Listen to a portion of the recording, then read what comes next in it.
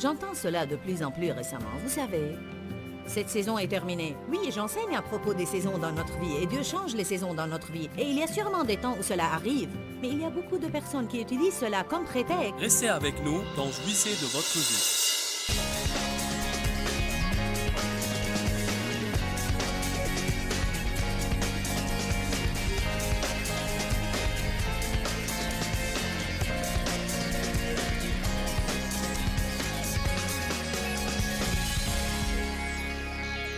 Notre message est intitulé « Je suis pressé, mais Dieu ne l'est pas ». Souvent, si Dieu n'agit pas selon mon programme de travail, et s'il ne fait pas ce que je veux et quand je veux, je peux me sentir mécontente et troublée dans mon esprit. J'aimerais bien vous citer encore une fois ce que l'apôtre Paul a dit dans Philippiens 4, 11. J'ai appris à être content. La Bible amplifiée dit « satisfait au point de ne pas être troublé ou perturbé ». Ceci ne veut pas dire qu'il n'a jamais voulu changer. Nous allons tous vouloir changer. Mais l'essentiel, c'est que Dieu veut que nous jouissions de notre vie. Il veut que nous apprenions à être contents là où nous sommes, sur notre chemin vers le but. Parce que si vous n'apprenez pas à patienter, et si je n'apprends pas à patienter, nous allons mener de misérables vies. Car un peu de bon sens nous dira, si nous revenons sur notre passé, que nous passons plus de temps à attendre qu'à recevoir. Parce que vous attendez quelque chose, vous attendez, puis vous aurez votre percée. Béni soit le Seigneur, alléluia, et nous sommes tous excités, puis nous commençons à attendre autre chose. Quand j'ai finalement réalisé cela, j'ai pensé, vaut mieux que j'apprenne à patienter. Parce qu'en fait, je ne savais pas patienter. Une des faiblesses de mon caractère est que je suis impatiente de nature. Et vous savez, toute personne arrive sur cette terre avec des points forts ainsi que des points faibles. Et la puissance de Dieu se manifeste en général dans nos faiblesses si nous lui faisons confiance. Et je vais être très honnête avec vous et vous dire que je lutte contre l'impatience chaque jour de ma vie. Je n'aime pas attendre, je veux ce que je veux et quand je le veux, et je veux que les autres fassent ce que je veux et quand je le veux. Amen. Êtes-vous pareil? Ce matin, Dave a porté un pantalon qui n'était pas du tout assorti avec sa veste. Et à la dernière minute, il fallait qu'on lui repasse un autre pantalon. L'important, c'est que nous étions en route pour venir ici. Et il était 10h10. Et moi, je n'arrive pas en retard à mes réunions. Je suis toujours présent dès que l'adoration commence. Et je fais cela pour donner le bon exemple. Et parce que ma participation à l'adoration m'est une grande aide. Elle aide à libérer et à augmenter aussi l'onction dans ma vie. Et c'est ce que je sens à cet égard. Je connais des personnes qui ne font pas la même chose, mais c'est ce que je fais moi-même. Et je n'aime pas être en retard. Alors dès que j'ai réalisé qu'il était 10h10 et que je n'allais pas arriver avant 10h15, j'ai commencé à me sentir vraiment comme si je vais... Et puis j'ai pensé, bon, il est maintenant 10h10 et je n'y peux rien. Il m'est impossible d'arriver à 10h moins 10. Nous sommes souvent très énervés et contrariés par des différentes choses que nous ne pouvons pas changer, des choses qui ont déjà eu lieu et que nous ne pouvons pas changer du tout. Alors là, nous devons faire confiance à Dieu pour qu'il règle les choses. Paul a dit, j'ai appris le secret d'être content que je sois rassasié ou affamé, que je sois humilié et que je n'ai pas ce que je veux et que je sois dans l'abondance et que j'ai tout ce que je veux. J'ai appris à être stable. Alors, si nous voulons jouir de notre vie comme il faut, nous aurons à apprendre à bien patienter. Qui ici ne sait pas patienter? Bon, certains pourraient attendre à jamais sans se soucier. Mon mari est l'un d'eux. Il dit... On verra, c'est le leitmotiv de Dave, on verra. Béni soit le Seigneur, lent et solide, rapide et fragile, alors que moi... Il a une capacité surnaturelle. Avez-vous jamais remarqué comment Dieu vous met souvent avec une personne de caractère opposé? Il y a ici des parleurs mariés à des personnes qui parlent rarement. Il y a aussi beaucoup de personnes qui s'enthousiasment vraiment pour tout. Oh, gloire à Dieu! Mariés à des personnes qui sont...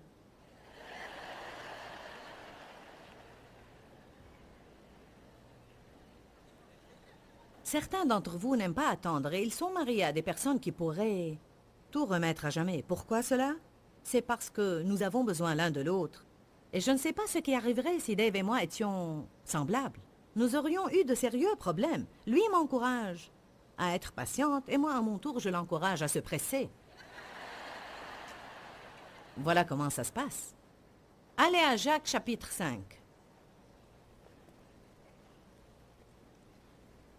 Je vous dis, je veux jouir de ma vie. Je veux vraiment jouir de ma vie et je ne veux pas gaspiller mes jours. Ceci est important pour nous tous, mais quand vous aurez mon âge, ça deviendra beaucoup plus important.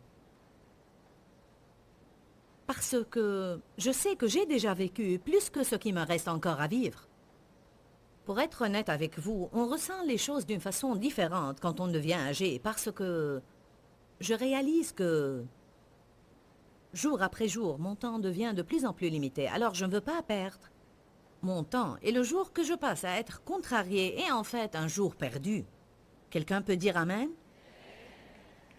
Jacques chapitre 5, verset 7, dit « Soyez donc patients, frères. » La version amplifiée de la Bible dit, entre parenthèses, « en attendant ».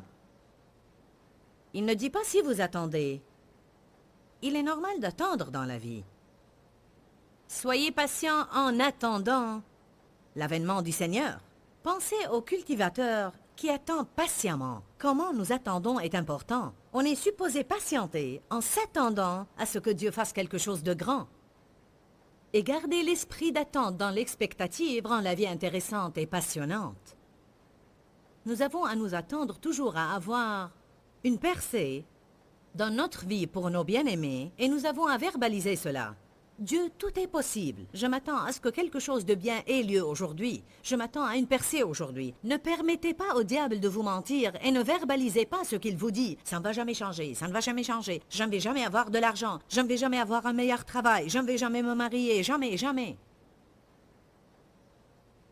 Nous devons arrêter de dire jamais et commencer à dire soudain. Je m'attends à une percée de Dieu soudain, au milieu de la nuit. Quand Paul et Silas étaient en prison, soudain,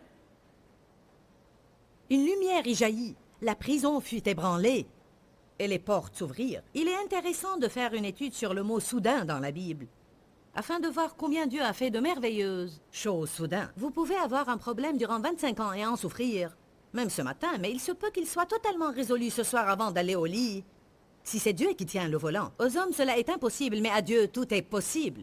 Alléluia. Tout le monde va attendre. La patience est vraiment... Nous avons parlé de la patience. La patience n'est pas la capacité d'attendre. Ce n'est pas le vrai sens du mot. La patience, c'est comment vous agissez pendant que vous attendez. Attendre est une chose, alors que patienter est une attitude. La patience ne se développe que durant les tribulations.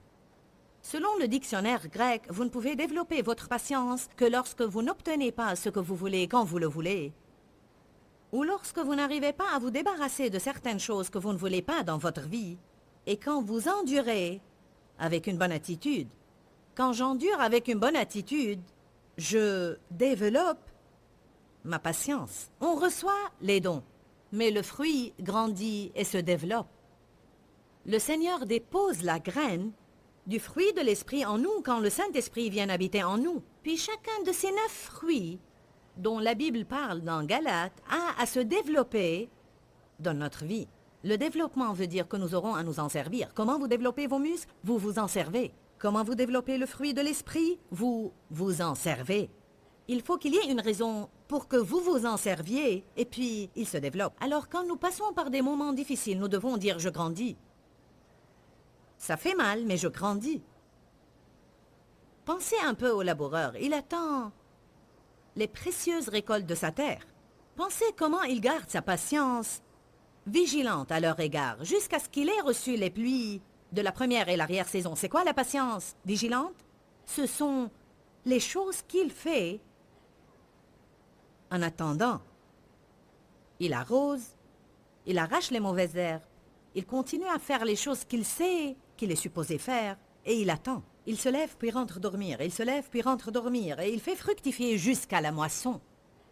La Bible dit que nous avons à faire fructifier jusqu'à ce que Jésus revienne. Alors, qu'est-ce que je dois faire en attendant que mon problème soit résolu? Je dois toujours louer, adorer, obéir, servir les autres, grandir aimer, prier, travailler dur, me lever et aller dormir, me lever et aller dormir, me lever et aller dormir. Je dis toujours, une grande partie de ma vie ne va pas être un voyage passionnant. Ça va être lundi, mardi, mercredi, jeudi, vendredi, samedi, dimanche, lundi, mardi, mercredi, jeudi, vendredi, samedi, dimanche, lundi, mardi, mercredi, jeudi, vendredi, samedi. Je veux vous dire que toute nouvelle chose dans la vie est excitante au début, mais elle perdra de son excitation après que vous l'ayez faite plusieurs fois. Et les gens les plus misérables, à mon avis, sont ceux qui passent toute leur vie à trouver quelque chose de passionnant pour y participer et ils vivent selon leurs émotions. Et quand une certaine relation ne leur est plus passionnante, ils cherchent une autre qui est plus passionnante. Quand une église ne leur est plus passionnante, ils pensent que cette saison est terminée et qu'il est temps de changer d'église. J'entends cela de plus en plus récemment. Vous savez, cette saison est terminée. Oui, j'enseigne à propos des saisons dans notre vie, et Dieu change les saisons dans notre vie. Et il y a sûrement des temps où cela arrive, mais il y a beaucoup de personnes qui utilisent cela comme prétexte pour rompre leurs engagements à des choses qui ne leur sont plus passionnantes. Car bien que Dieu fasse des changements dans nos niveaux d'engagement, il faut que vous soyez engagé à faire quelque chose pour une certaine période de temps pour que vous puissiez dire que vous étiez engagé. Il ne faut pas que nous passions d'une chose à une autre à chaque fois que nous perdons l'enthousiasme. Vous n'avez pas besoin d'une grande onction du Saint-Esprit pour que vous commenciez quelque chose. Toute personne peut commencer quelque chose. Mais ce sont ceux qui terminent ce qu'ils ont commencé que j'admire. Alors apprenez à espérer en Dieu. Avec une bonne attitude, attendre n'est pas un choix que nous faisons. C'est Dieu qui détermine le moment de l'accomplissement des choses dans notre vie. Alors on va attendre. Dites tous, je vais attendre. C'est un fait. Je vais attendre. Comment nous attendons est important. Alors il dit, attendez avec espérance. Continuez à faire ce que vous devez faire pendant que vous attendez. Gardez votre patience, vigilante sur les graines de foi que vous avez semées. Continuez à adorer, continuez à prier, continuez à croire, continuez à servir les autres. Aider les autres constitue une grande partie de votre percée. Je ne crois pas qu'il suffit de prier seulement. Et je ne crois pas qu'il suffit de faire confiance à Dieu. Le psaume 37 vous dit quoi faire au moment des tribulations. Et la Bible dit, confie-toi en l'Éternel et pratique le bien. Je dois faire deux choses, me confier en Dieu et continuer à aider les autres. Et si j'avais un problème aujourd'hui, peut-être que j'ai un problème. Peut-être que j'ai un problème personnel, mais ceci ne m'a pas poussé à rester chez moi et ne m'a pas empêché de venir ici. Beaucoup de personnes, quand elles font face à un problème, arrêtent de faire ce qu'elles doivent faire. Vous devez continuer à persévérer. Ne vous lassez pas à faire le bien. Continuez à prier, continuez à croire, continuez à confesser, continuez à faire confiance, continuez à donner et à servir. Gardez votre patience vigilante ou la routine que le Seigneur vous a assignée. Continuez à attendre avec espérance et dans l'expectative, et les récoltes rempliront certainement vos terres. Pourquoi? Car c'est une loi spirituelle, et il n'y a pas moyen que les choses se passent autrement. Alléluia. Bien, je suis dans Pierre, et j'ai perdu Jacques. Restez dans Jacques. Bon. Il garde sa patience vigilante jusqu'à ce qu'il ait reçu les pluies de la première et de l'arrière-saison. Vous aussi, soyez patients. Affermissez vos cœurs. Fortifiez-vous et consolidez-vous, car l'avènement du Seigneur est proche. Nous allons lire les 5 premiers mots du verset 9. Ne vous plaignez pas, frères. Amen. Notre attitude est un choix que nous seuls faisons. Personne d'autre ne peut me choisir mon attitude. Vous savez cela? Dieu détermine le moment de l'accomplissement des choses. Mais nous seuls choisissons notre attitude. Je ne sais pas si c'est votre cas, mais moi j'ai parfois à travailler chaque jour sur mon attitude. Je veux attendre avec une bonne attitude et avec un cœur plein d'espoir jusqu'à ce que ma moisson remplisse le terrain à n'importe quel moment. Psaume 27. Dans le psaume 27, versets 13 et 14, David a dit des choses d'une première importance. Il a dit « Que serais-je devenu si je n'avais pas cru que j'allais voir la bonté de l'Éternel sur la terre des vivants ?» Il dit « J'aurais certainement coulé dans le puits de dépression. J'aurais vécu toute ma vie dans la misère. Que me serait-il arrivé si je n'avais pas cru que j'allais voir la bonté de Dieu non seulement au ciel, un de ces jours, mais durant...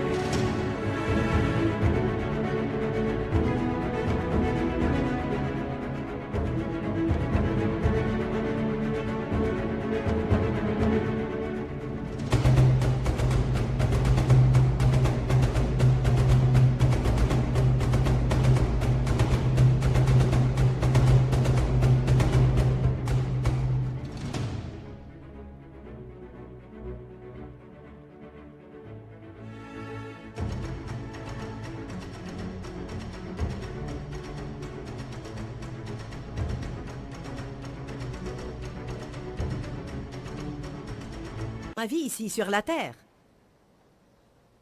Espère en l'Éternel Tout-Puissant. Fortifie-toi, sois courageux, et que ton cœur s'affermisse et endure. Oui, espère en l'Éternel, et attends patiemment. Tout le monde attend. Moïse a attendu 40 ans. Dans un endroit désagréable dans les déserts. Joseph a attendu 14 ans, dont la plupart en prison pour un crime qu'il n'a pas commis. Abraham a reçu une parole directe de Dieu, une promesse, et il a attendu 20 ans. La naissance d'Isaac, c'est dû en partie à ce qu'il a eu une idée intelligente de la chair, et il a eu Ismaël entre-temps.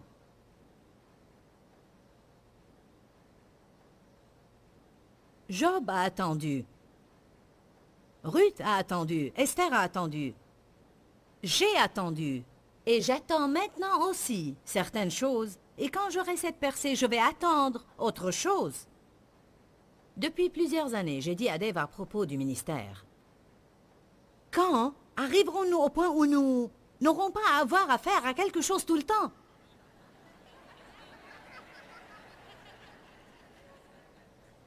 Il a répondu « Jamais ». Très calmement. Il ne m'a pas fait un sermon, il a dit « Jamais ». Et vous savez, c'est la vérité. Tant que nous sommes vivants sur cette terre, nous pourrions vivre plusieurs jours ou même plusieurs semaines où tout est formidable, mais la plupart du temps de notre vie, chacun d'entre nous va avoir affaire à quelque chose. Il y a quelque chose ou quelqu'un avec qui nous avons affaire et qui fera de sorte que notre vie soit toujours inférieure à la perfection que nous aurions aimé avoir. Alors, qu'est-ce qu'on va faire, à votre avis, si on ne développe pas ce fruit de patience? Ou si on n'apprend pas à attendre? Combien d'entre vous attendent quelque chose maintenant dans leur vie? Regardez, je ne vois pas beaucoup de mains qui ne sont pas levées. Tout le monde attend. Dieu m'a appelé pour le servir il y a 27 ans. Et j'ai vu ce que je fais maintenant. Mais j'avais à attendre de longues années pour que cela s'accomplisse. Allez à Actes chapitre 1. J'essaye de vous pousser à faire un choix aujourd'hui.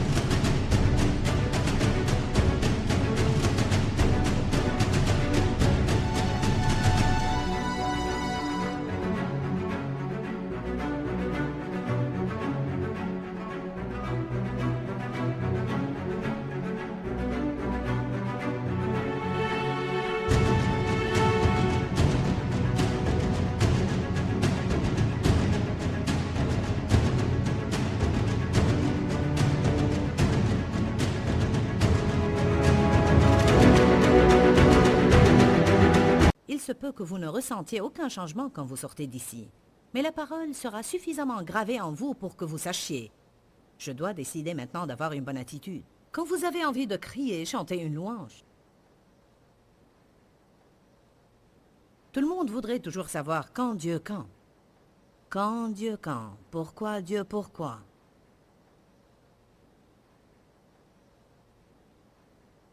Verset 6. Alors les apôtres réunis lui demandèrent, « Seigneur, est-ce en ce temps que tu rétabliras et restaureras le royaume d'Israël ?»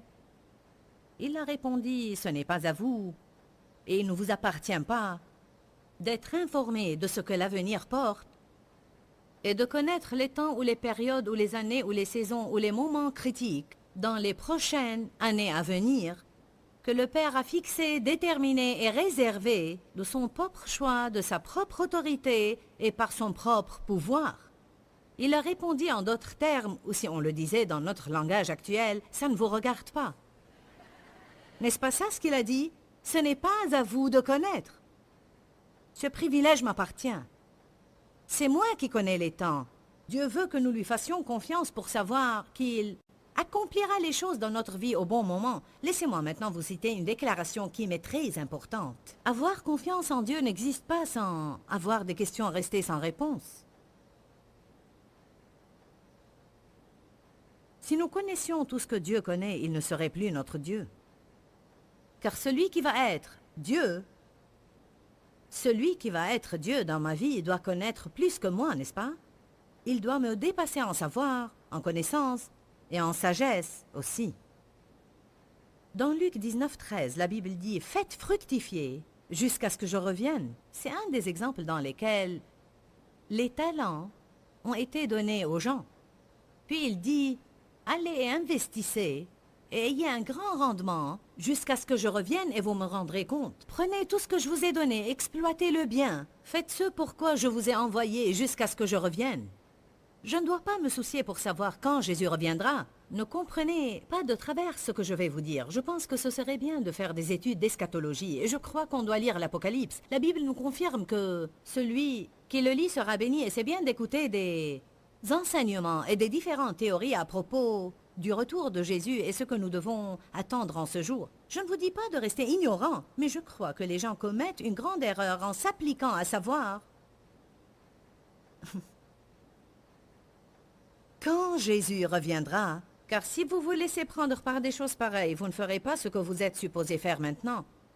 Je ne sais pas quand Jésus reviendra. On s'attendait à ce qu'il revienne en 88, mais il n'est pas revenu. Puis on s'attendait à ce qu'il revienne en l'an 2000. On s'attendait à des catastrophes avec les ordinateurs et on s'est préparé pour cet événement, mais Jésus n'est pas revenu. Depuis que j'ai connu le Seigneur, j'entends dire que le monde ne pourra pas subsister après l'an 2000. Ce n'est pas possible. Je cherchais toutes les dates, les fêtes et les chiffres et les gens me le prouvaient bibliquement. Mais vous savez, c'est quoi la vérité? Personne ne sait quand Jésus viendra. Bientôt. C'est-à-dire quand? Quand il sera prêt. Au temps fixé, c'est-à-dire quand? Personne ne sait. Au temps convenable. Vous aimez la phraséologie que le Seigneur utilise? Je vous le dis en vérité, vous allez bientôt avoir votre percée. J'ai découvert que le bientôt de Dieu et mon bientôt ne sont pas pareils. Laissez-moi vous dire quelque chose. Comparé à l'éternité, tout est proche. Dieu dit parfois jusqu'à l'éternité. Et comme j'ai lu récemment, n'hésitez pas à donner toute petite chose à Dieu, car selon lui, toute chose est petite. Comparé à l'éternité, tout est proche. C'est pourquoi ce n'est pas étonnant que le Seigneur dise « Vous allez bientôt avoir votre percée ». Et comme on va le voir tout à l'heure, il utilise une expression qu'il répète plusieurs fois « encore peu de temps ». Jésus a dit « encore un peu de temps et vous ne me verrez plus, puis dans quelque temps vous me verrez de nouveau ». Voilà que 2000 ans ont passé. Je ne considère pas 2000 ans comme peu de temps. Pour moi, un peu de temps est peut-être 3 minutes. Est-ce que vous m'entendez bien aujourd'hui? La chose principale que Dieu veut quand il viendra est trouver la foi sur la terre. On lit dans Luc 18 l'histoire d'une veuve qui venait sans cesse dire au juge « Donne-moi ce que je veux, donne-moi ce que je veux, donne-moi ce que je veux ». Beaucoup ont interprété ceci de la façon suivante. Priez sans cesse et demandez à Dieu ce que vous voulez. Puis la fin du verset 8 dit, est-ce qu'il trouvera la foi sur la terre quand il reviendra? La morale dans tout ça, c'est que même si je n'aurais pas encore eu ma percée, nous avons abordé aujourd'hui un sujet que nous avons tous dans notre vie et c'est qu'on est toujours en hâte. Mon message aujourd'hui est intitulé « Je suis pressé, mais Dieu ne l'est pas » et c'est la vérité absolue. Je crois que l'un des plus grands problèmes que nous avons dans notre société est que tout le monde demande une satisfaction immédiate. Nous ne voulons pas attendre. Nous sommes toujours pressés, nous réglons nos alarmes et tout le monde se hâte de faire les choses. Mais Dieu n'est pas pressé. Dieu a toujours un bon plan pour notre vie et il va l'accomplir au moment qu'il choisit. Alors nous pouvons nous reposer et laisser Dieu être Dieu dans notre vie. On parlait du contentement et de la satisfaction. C'est exactement ce que je demande pour moi-même et ce que je demande pour vous aussi. Je suis une personne pratique. Et quand je me rends compte que j'ai besoin que quelque chose opère dans ma vie, je me demande alors pourquoi il n'opère pas dans ma vie. Une des choses que j'ai découvertes dans ma vie est que je n'étais pas satisfaite parce que j'étais toujours pressée et je voulais que mes désirs soient exaucés avant que Dieu ne soit prêt à me les donner. Nous devons avoir confiance en Dieu et nous devons croire que son temps est absolument parfait pour notre vie. Si Dieu me donne les choses quand je les veux, même si je ne suis pas prête à les avoir, je serai alors misérable. Je vais vous encourager aujourd'hui à prendre une décision. Je vais avoir confiance en Dieu. Je vais croire qu'il choisit bien les moments dans ma vie. Et je ne vais pas perdre cette journée à être misérable. Je vais jouir de cette journée que le Seigneur m'a donnée. Pourquoi Seigneur, pourquoi? Dans ce livret, Joyce Meyer nous enseigne à travers la parole comment être délivré de la confusion. Pour obtenir ce livret gratuitement, écrivez-nous à Joyce Meyer, boîte postale 40095-6300 Larnaca, Chypre. Ou bien visitez notre site web www.joycemeyer.org/fr.